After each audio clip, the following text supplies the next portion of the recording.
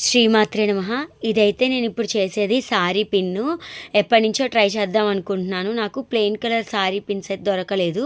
ఇది డిజైన్‌గానే ఉంది. కానీ సరే దీని మీద అంటిద్దామని చెప్పి పర్పుల్ కలర్ ఐ షేప్ కుందన్స్ అయితే అంటిస్తున్నాను. చాలా బాగా వచ్చింది. ఇదిగోండి ఇలాగా ఐ షేప్ కుందన్స్‌ని మనం క్రాస్‌గా పెట్టేయడమే. ఇంకా మనం ఫ్లవర్స్ లాగా డిజైన్ కూడా చేసుకోవచ్చు. నాకు ప్లెయిన్ కలరు సారీ పిన్స్ అయితే తీసుకున్నాను. ఎక్కడ పెట్టానో కనిపించట్లే ఇప్పుడు ప్రస్తుతం. అందుకని నిన్న ఇది తీసుకొచ్చా ఈ సారీ పిన్ అనేది. మనకి ఇలా స్టోన్స్ వచ్చినవైతే కొంచెం కాస్ట్ ఎక్కువ ఉంటాయి కదా బయట. మనం ఇంట్లోనే మ్యాచింగ్ సారీకి ఈజీగా చేసేసుకోవచ్చు. నేనైతే ఇలాగ క్రాస్గా ఐ షేప్ కుందన్స్ని అయితే అంటించేశాను.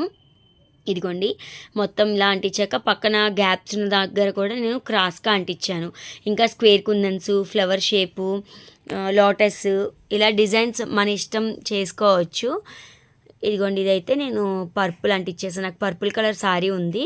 ఆ సారీకి మ్యాచ్ అవుతుంది కదా అని చెప్పి చేస్తున్నాను. మా ఫ్రెండ్ అయితే రెడ్ కలర్ది అడిగింది.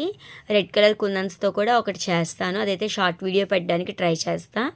ఇదిగోండి నేను ఏం చేశాను అంటే మధ్యలో ఫిల్లింగ్ గ్యాప్ కనిపిస్తుంది కదా అని చెప్పి జర్కన్ స్టోన్స్ని అంటించాను.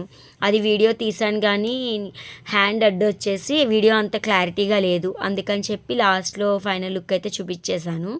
ఇదిగోండి ఇలాగా మధ్యలో మనకి గ్యాప్ ఉన్న దగ్గర అంటించేసి ఫస్ట్ ఐ షేప్ కుందన్స్ పెట్టి చూద్దాం అనుకున్న 3D ఎఫెక్ట్గా వస్తుందని. కానీ అంత బాగలేదు. అందుకని వాటిని తీసేసి నేను జర్కన్ స్టోన్సే అంటించాను. ఎందుకంటే ఇది ఫ్లవర్ షేప్ లాగా ఉంటే బాగుండేది, ఎంబోజ్ అయినట్టు. ఇది అంత నాకు అనిపించలా. అందుకే మళ్ళీ ఆ కుందన్స్ అనేవి తీసేసి జర్కన్ స్టోన్స్ అయితే అంటించేది. ఇలాగ చెయ్యి అయితే అడ్డొచ్చి వీడియో అంతా బాగా రాలేదు. ఫైనల్ లుక్ అయితే చూడండి. ఎలా ఉందో కామెంట్ సెక్షన్లో చెప్పడం మర్చిపోకండి.